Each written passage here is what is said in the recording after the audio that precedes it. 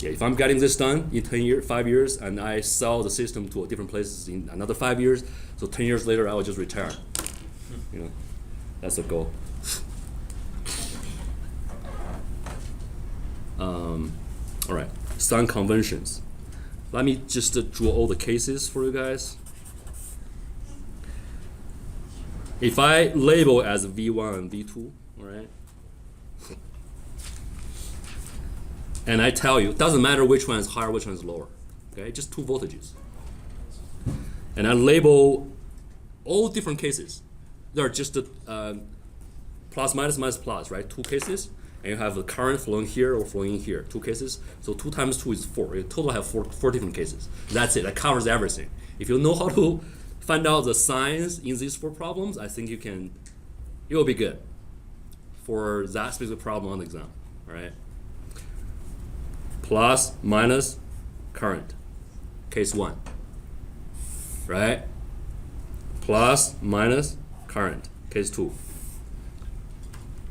Minus, plus, current, case 3. Minus, plus, current, case 4. Okay? No problems by far, right? I can definitely label it plus, minus, minus, plus, whatever I want. These are vectors. So I label it here V1, V2, no problem.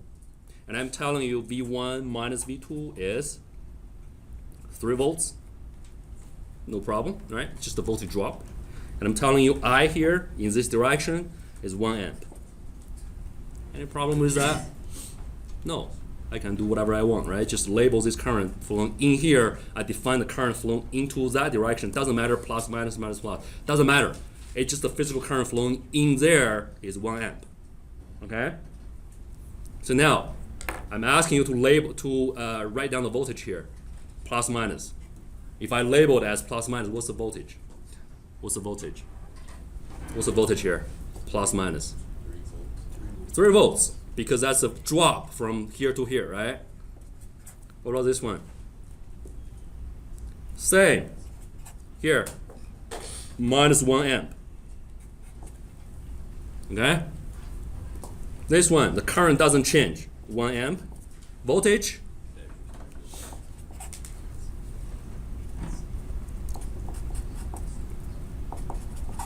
Okay, just the 4 cases. And if I ask you, are these cases changing anything of the real system over here? No, it's just a label. It's just different sign, right? Depending on what's the direction you are looking at it. I didn't change anything. I told you V1 minus V2 is 3 volts, and the current flowing into it is 1 amp. I didn't change anything, but you got all these different numbers. You see?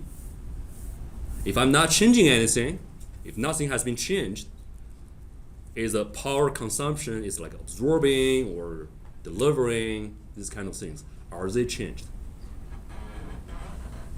Like you are saying, hey, I changed the way I look at it, then I changed the way how I consume power. That's great, actually, right? If you can change that, right? You got a Tesla, right? Your auto power. You look at from a different angle, you see, hey, this Tesla is full of power. That'll be great. It's not changing anything, right? Even though you have all these different cases. So is this guy absorbing or delivering power?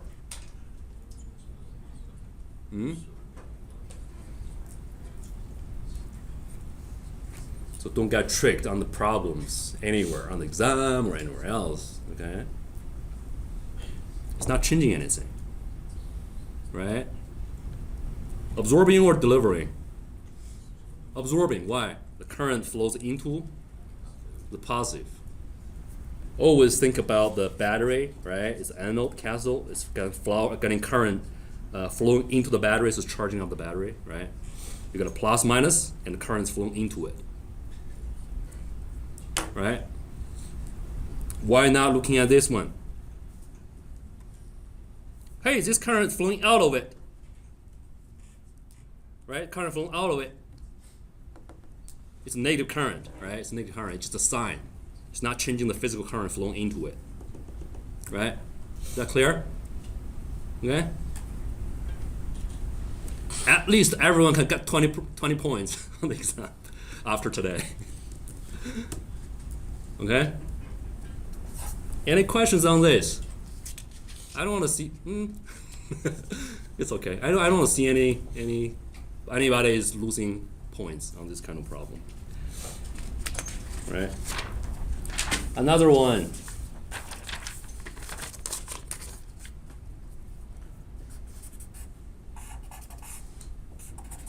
KCL, V1,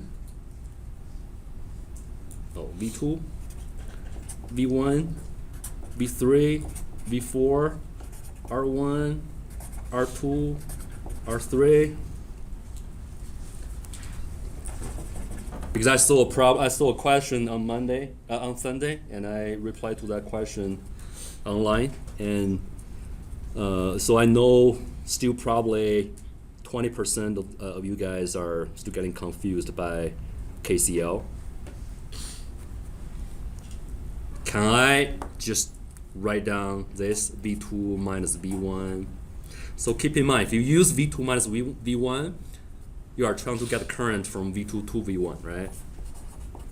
V2 minus V1 is the current from V2 to V1.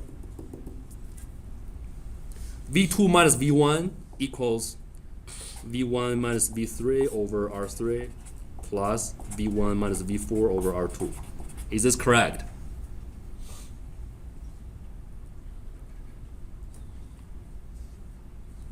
Is this correct? Yeah. KCL, right? So current flowing in equals the current flowing out. So the question someone asked online was, how did you know that, since I said, hey, the current flowing into this V1 node equals the two currents flowing out.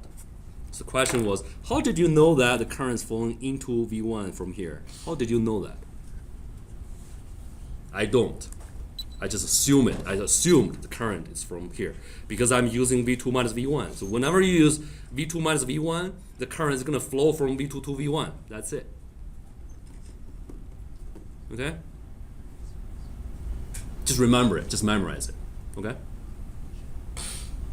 Why? Because I'm assuming V2 is a positive voltage and V1 is a negative voltage, right?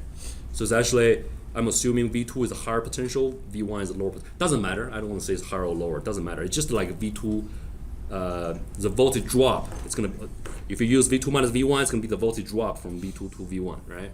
It doesn't matter which one's higher, which one's lower. And I don't care the current, the real physical current direction at all at this moment. Okay. Eventually, if I get a negative current, I get a negative current. I don't really care. So I'm just using V2 minus V1, which will give you like the current from V2 to V1 because that's a plus minus. It's pushing current that way. Okay. So this is a voltage comes in as the current flowing in, and I get a current flowing out here.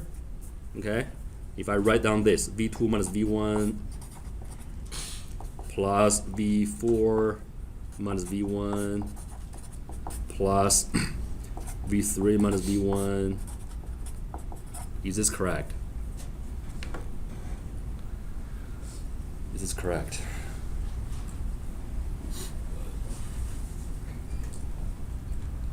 I think your V2 and V1 is supposed to be R1 in the denominator.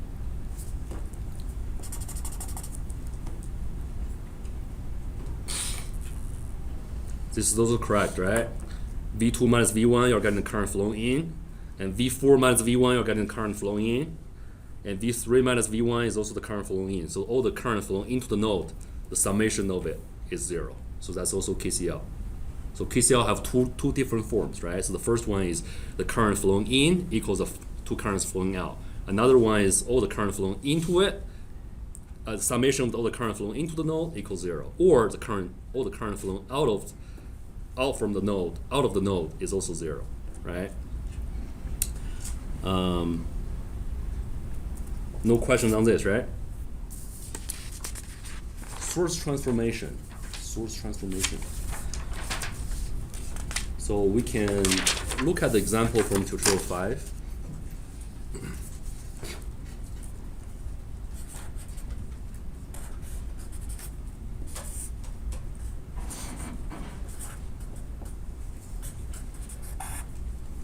And the problem on the exam is way easier than this. It's a lot easier than this.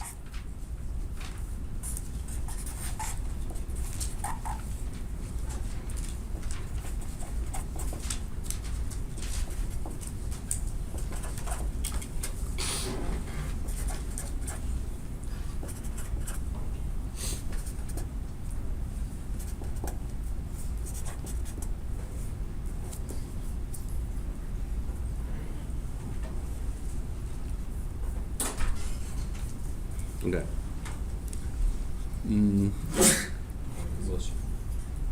It's basically just using the current times the resistor getting the voltage, or using the voltage divided by the resistor to get a current. That's it. It's always going back and forth, right? Sometimes you have to combine the current source eventually when they are both in parallel. Sometimes you have to combine the two voltage sources if they are in series. Can you combine two voltage sources when they are in parallel? Like this? It depends, right? Don't do that. Usually we don't do that. Starting from here. I know it's confusing because the current flowing through this 75 resistor is definitely not 8 amps, right? It's not 8 amps. Why do we use 8 amps times 75? Just do it. Oh, sure. Yeah, we're trying to make a voltage source for it. It's just equivalent circuit, right? That's already proved. So we don't have to go back to that all the time. And I don't really care. So just remember, if you see a current source and resistor in parallel, and you can convert it into a voltage source and a resistor in series. And that voltage is the current times the resistor. That's it. Okay? Don't try to find the current flow through it. We don't know yet. I don't know as well. Just use this one times this one. Can you do that? Just do it, please. Just do it. All right? The reason I want to let you guys know is because when I was an undergraduate, when the professor went through all the problems converting this one to the Thevenin's equivalent, it doesn't click in my mind because it's not the current flowing through it. Why do we still do it? So I started doubting that all the Ohm's law stuff I learned at the very beginning of the semester. Okay, it's different. It's different. Now it's doing the equivalent circuit conversion. It's transformation. It's not the Ohm's law anymore. So just remember, definitely, the current flows through the 75 ohms is not 8 amps. It's not. But however, it works for this equivalent circuit transformation. So you just convert it to this, okay? This is 8 times 75 is giving you 200? Oh, 600? And this is still 75, so the resistance is not changing, okay? So from here to here, it's not changing. Keep in mind, you just have to know how to do it. Otherwise, you are losing like 40 points. Can you just remember this today, at least for today? And I'm going to repeat on Wednesday as well. Here to here, here to here. Can you do it? Just do it, okay? Multiplication, get this one, and put a resistor on the top.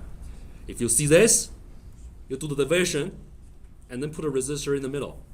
That's it. Okay? 125, 200. So we are here now. Right? So definitely these two can combine into one. That's giving you 200 ohms. Right? And these two can be combined. It's two voltage sources in series. So you can tell it's canceling each other. It's not boosting. So if you put two batteries on top of each other, it's plus minus. It's boosting, right? So usually use this in the consumer electronics. If you have 1.5 AA, 1.5 AA are getting totally here, it's 3 volts, right? That's how you boost the voltage to drive a little toy. you play it with when you are little. So that's two voltage sources are definitely not on top of each other. They are canceling each other. So eventually, the effective voltage becomes 400 volts because this one is pushing harder. It's getting dropped by 200 volts. Okay, so 600 volts dropped by 200 volts. You are getting 400 volts here. So eventually, you have a 400 volts and a 200 ohms like this, right?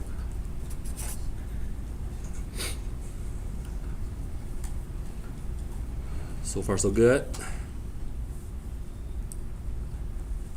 And since you have this 800 ohms here and a current source here and two resistors, 480, 128, 2 amps, 160. Okay, because you have a resistor here, so we want to make this one in here as well, so you can combine these parallel resistors. So in that case, I want to have a current source division, right? Remember, here to here, here to here. Just have to do it, okay? Or you have to know how to do it. So here to here now, okay? Division, 400 divided by 200, it's giving you 2 amps. It's not changing the resistor, still 200 ohms. Negative 800 ohms. Okay? So 200 in parallel with 800 is giving you what? 160 ohms. So it's 2 amps.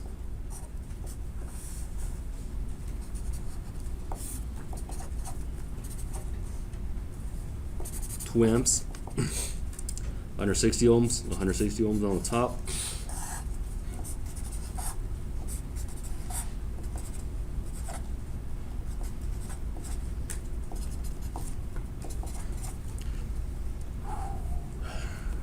Okay.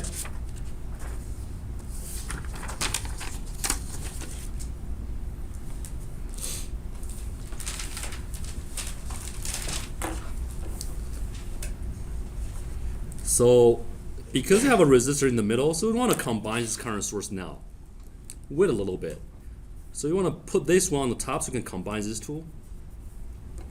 So basically the voltage becomes 320 volts. I have a 220 ohms because these two are added to each other together, and you have a 2 amps, 480, 128.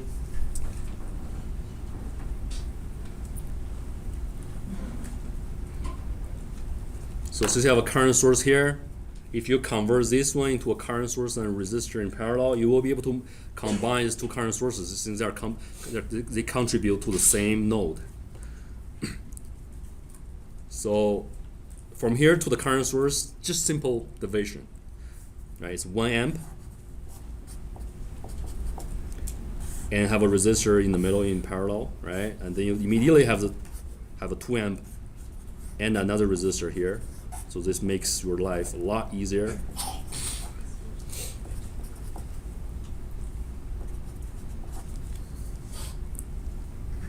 Because you don't have any resistor in the middle anymore.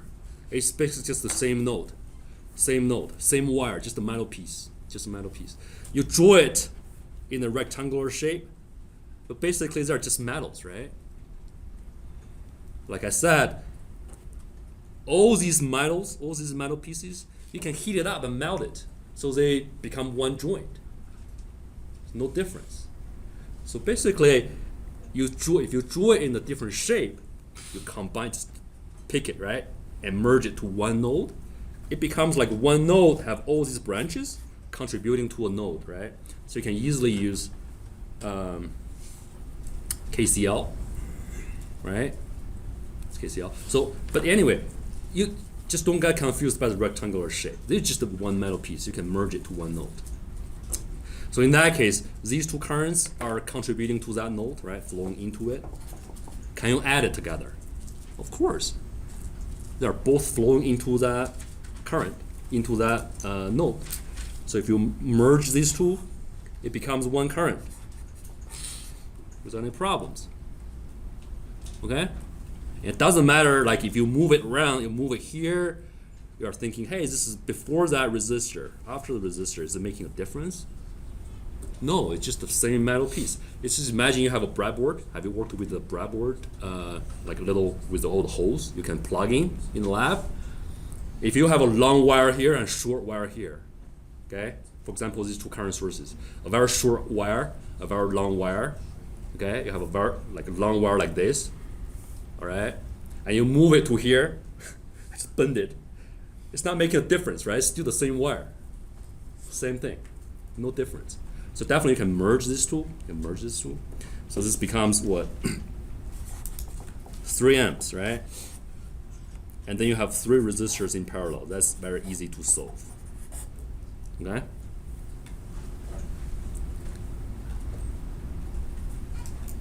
Already like 50 to 60 points. All right?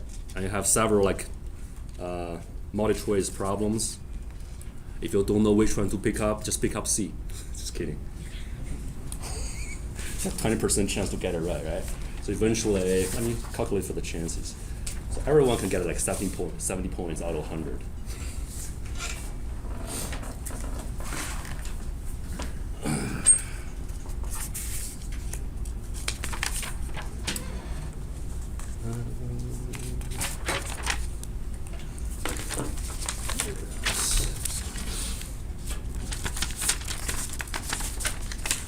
Oh, superposition problems is not going to show up in the exam.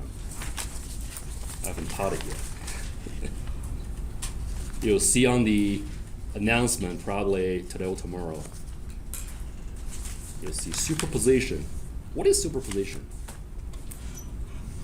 I'm not going to teach it today. So another problem for homework 5. So we went through this problem.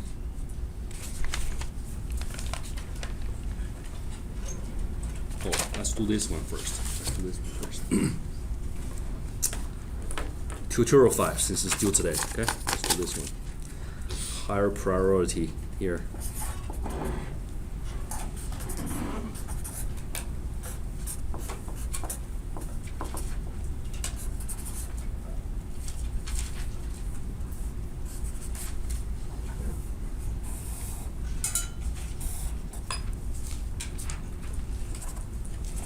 The load, okay? 5K, 10K, IX, 40 volts, 15,000, IX, 25K, 25K. Just asking you,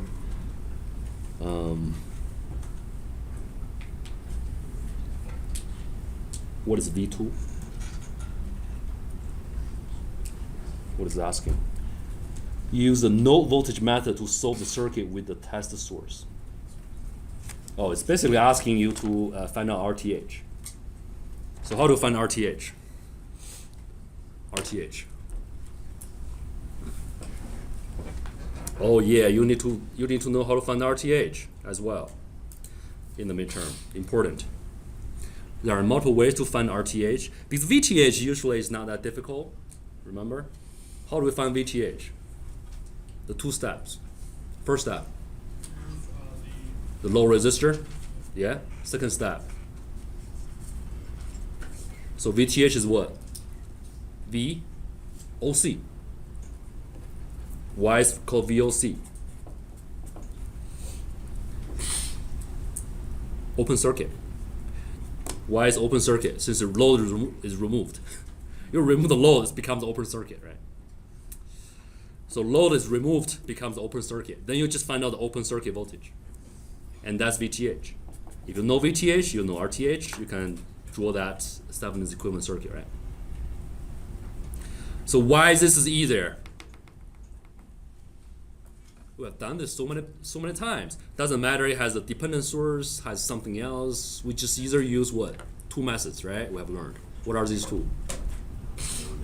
Node and what? A mesh, right? So node and mesh. You can either assume like node 1, V1, V2, or draw the mesh current. So either way, you can finally find out the voltage here. And because it's open circuit, no current, no voltage drop. So the voltage here is the voltage here. So the voltage here is VTH. Right? Any question on this? No? So VTH is easy, right? What about RTH? There are two ways to find RTH. Three ways actually. So the first method we already introduced, that was on Friday, I think last week, was to assume a VT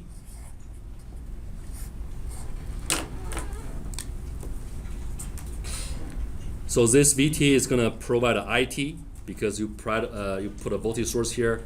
You're looking backwards, looking into the circuit.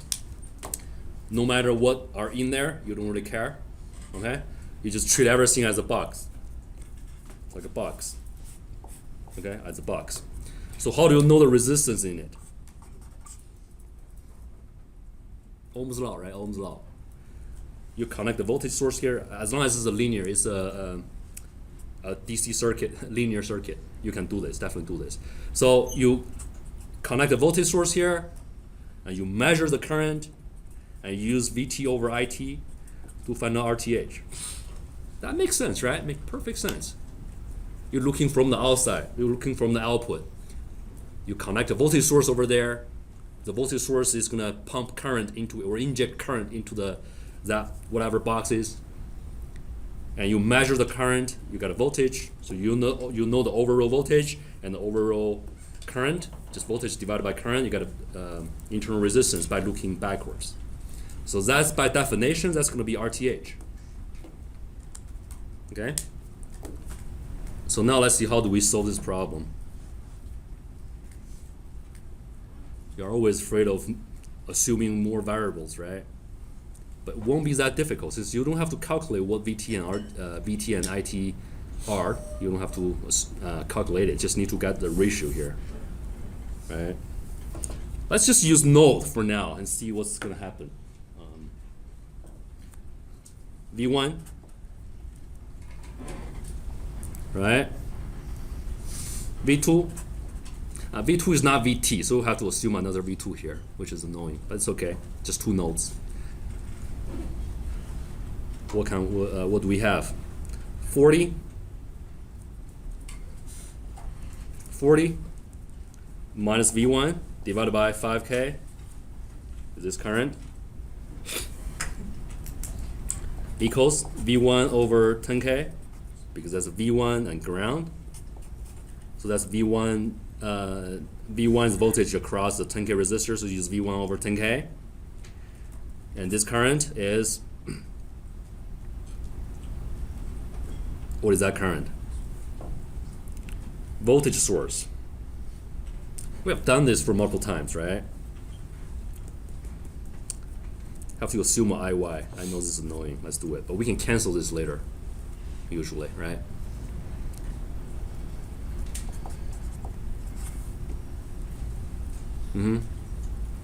Here, still IY, same branch. So you have two currents and one out, two in, one out. Do you have the question like, why, how did you know that? How did you just draw an arrow here and pointing down? How and why? I just did it. You can draw it pointing up. It's okay. Doesn't matter. Just do whatever you have to do, okay? But if I draw the arrow like this, I have to use V2 minus 0 over this, right? To get a current. If I draw the arrow pointing up, I have to use 0 minus V2. Yeah, same stuff. So here, this is still IY. So IY equals what? Oh, IY plus, because there are two currents flowing in. IY plus IT equals V2 over 25K.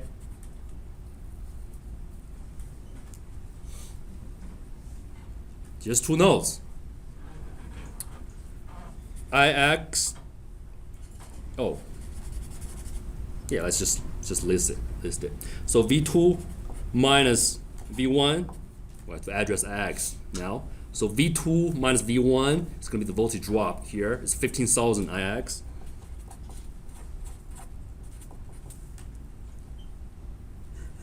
So what is Ix? Ix is V1 over 10K.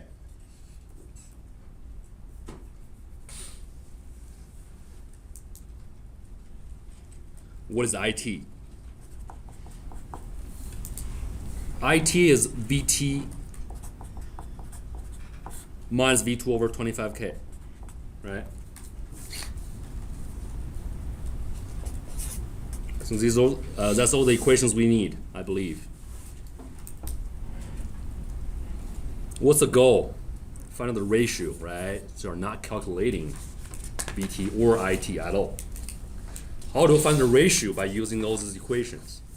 You plug in to the equation that has both VT and IT, right? And you substitute the other variables, only leave VT and IT in there, and you divide IT on both sides of the equation to get the ratio, right? How do we substitute V2 here? So V2 is here, right? But how do we know? So V2 is represented by V1x. So V1x, definitely I can get rid of one of them. Okay? And what about this one? Let's label it, see how I do it. 5 equations. I can combine these two to get rid of IY, right? So that will be, do we need to do that?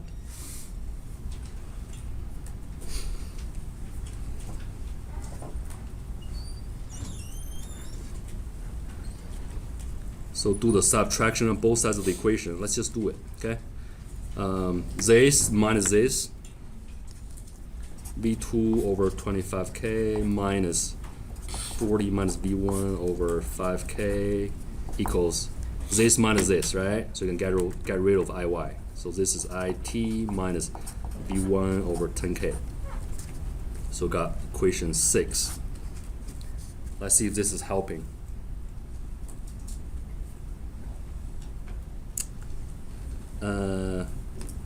I think it is. So 3 for these two, let's get rid of IX. 3 and 4. Okay? So V2 minus V1 equals 15,000 times V1 over 10K. So this is number 7. So what can we do with these two equations?